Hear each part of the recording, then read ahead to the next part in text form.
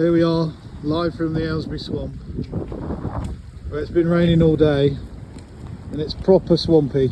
And as you can see, it's not the place to go walking, but the Diary of the Dog Walker does all weather walking to bring to you the weather you don't want to be out in. So let's get walking and see what we can find.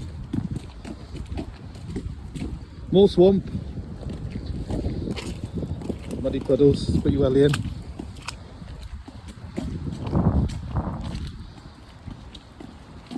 See if we can capture some wildlife. I did find a bird's nest just then. Look at that, sharp eyes there, look.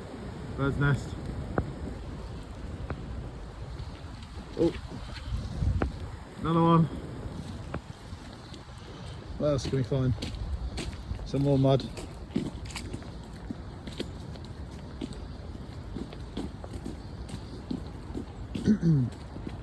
There's something moving in that tree.